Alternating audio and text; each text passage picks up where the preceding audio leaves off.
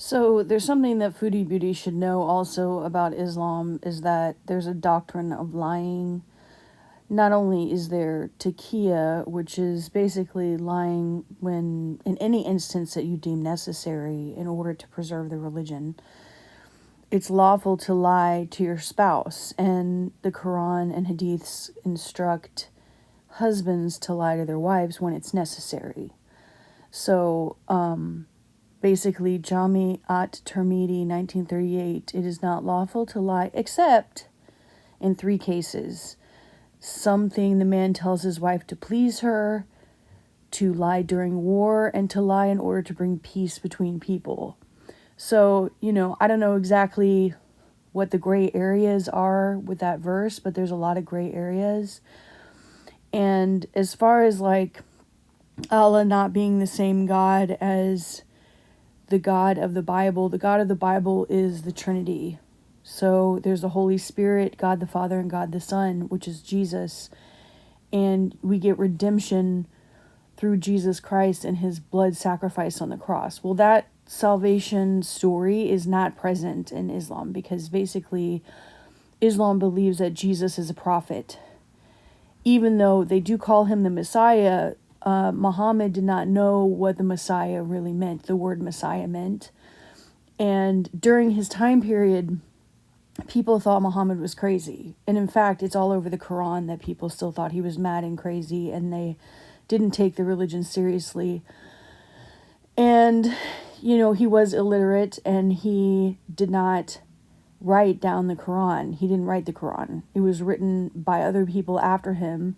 There's also things like the satanic verses where he was confused and he had people praying to these bird goddesses. There's a lot of things about the religion, but specifically there's this thing called love jihad. And that's basically when Muslim men target non-Muslim women. It's not a conspiracy. For conversion to Islam by using seduction, feigning love, deception, kidnapping, and marriage. And this actually happened to me. So I know, I'm speaking from experience here. And the other thing is that because there's so much lying and deception in the religion, there's not a lot of study of their own books and the actual reality of what's in the books. And I would suggest that Foodie Beauty kind of wake up to the contradictions sooner than later. And she herself said there were contradictions, and she needs to be aware of the fact that this is a religion and that if you convert, you cannot leave. If you leave, it's really, really bad. They can kill you. And it's not a religion of peace. And that's pretty much displayed by this last weekend, when a recent convert, took a machete to several policemen in Times Square, and 2 of them end up in the hospital. And these terrorist attacks happen all the time, and they're not getting it from nowhere. Like, it's very clear that the Quran states that people are supposed to fight the unbelievers, and they're supposed to fight the Christians and Jews and kill them wherever they find them. These are direct quotes from the Quran and the hadiths.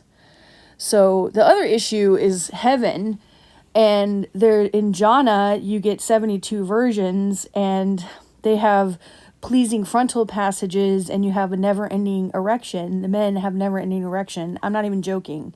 This is real.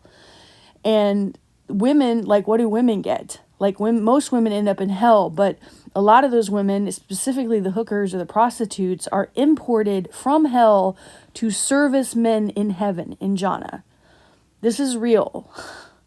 So this is part of their theology, and a lot of men have died suicide because they want to be killed, because if they get killed, that means that they're martyrs and that they're going to go to Jannah and they're going to get their virgins who have beautiful front passages, and they'll have never-ending erection. It's all about sex. It's not like Christianity. People confuse a religion because they say it's the God of Abraham.